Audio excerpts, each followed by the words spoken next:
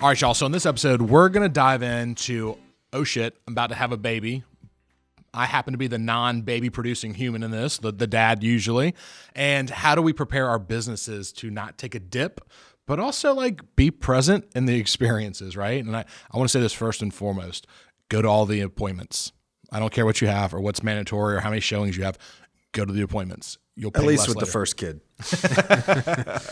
I would argue do it every time. They'll remember that. But yeah, so when y'all found out y'all were going to have separately babies, like what did y'all do? Because I didn't prepare. I mean, this is 8 years ago. I winged it. I wung it. I wung it. So what did y'all do?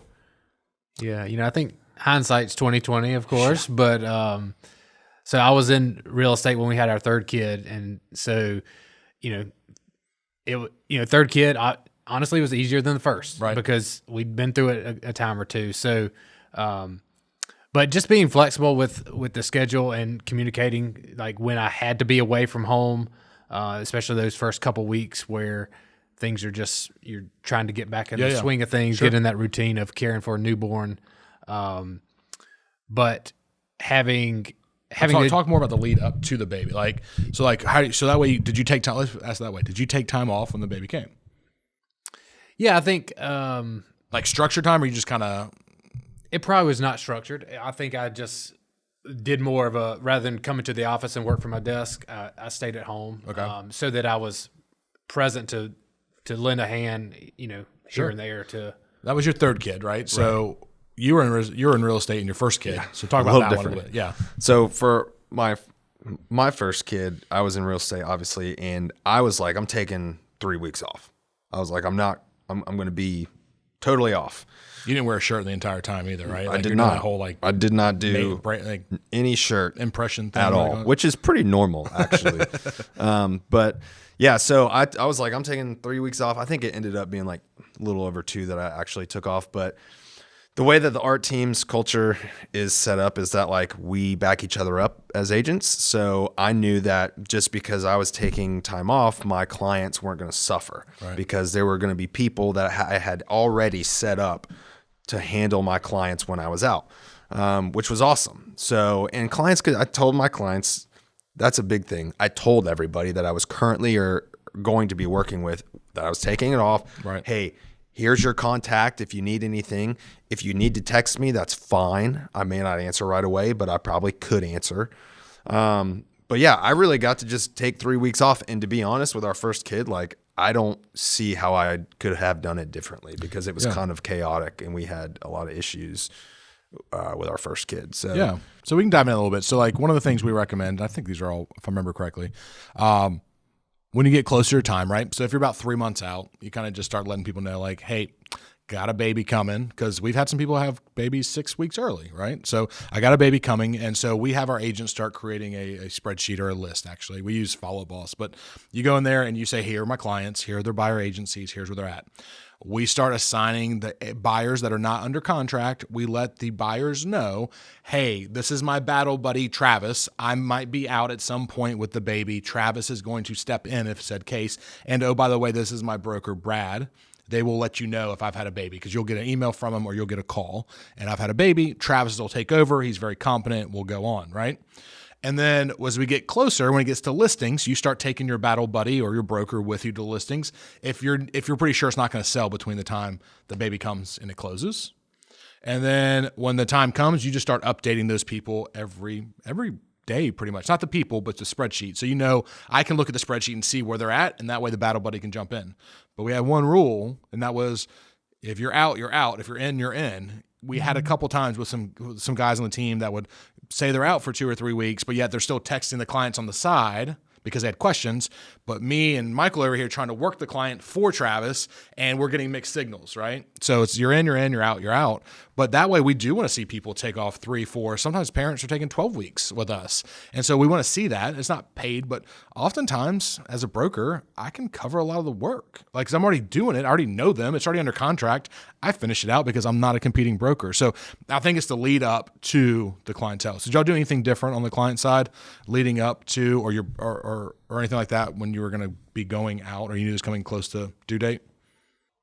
I mean, pretty much just what you said. Yeah. Just basically communicate with your clients. And I'll say that's what I did the first time. The second time, I didn't really take time off, Right. and I was in a much worse place. Like I just was not. Yeah, I should have taken more time off. So imagine yourself not at this company and you're just at a regular company and you're about to have a baby. What advice would you give them? What could they do if they didn't have like a broker, though? If they had a competing broker and they knew they couldn't give business to them, like what would some advice be? You know, Move to the art of real estate. that's funny. No, but like I mean, I guess find a battle buddy, right? And I'm talking compensate them too. And I think you should compensate the battle buddy based on the amount of work. If you said, hey, this listing's about to happen and they actually had to do the whole thing, then you need to look at a different compensation. But if it's like, hey, it's under contract, can you just go to the closing? It's a whole different thing. And I always think agents give away too much money. And I'm not like frugal by any means, but sometimes we're like, oh, have half. The closing's tomorrow. And you're like, no. Like that's too much. But also I think one big important part here, and I've learned this over the years, write down everybody that could buy. So you've got some buyer agencies might be a year old because they're just kind of looking, they're kind of just out there. You still talk with them, but as soon as that baby comes out, man, they're going to want to look at a house and you're like, not happening. Like I remember not right, but texting clients in the delivery room. Like the baby wasn't there yet, but I was like, yeah, what's up? We'll get it out there tomorrow, you know? Whew. Danielle loved that, I'm sure. Dude. Another piece of advice is stay in the hotel, stay in the Hospital. Stay in the hospital. I tried to do a listing appointment on the second day after our first baby. Ooh. I don't know what I said. I wasn't very coherent. I remember one time I looked over at Maryland because we were doing it together and I was like, am I making sense? And she's like, no. And I was like, okay, I'm going to leave now. What else? Baby's coming. What you going to do? Oh, goodness. What would you do after the baby came, I guess? What should they be prepared for? What should somebody looking at this be prepared for? Baby comes, what happens?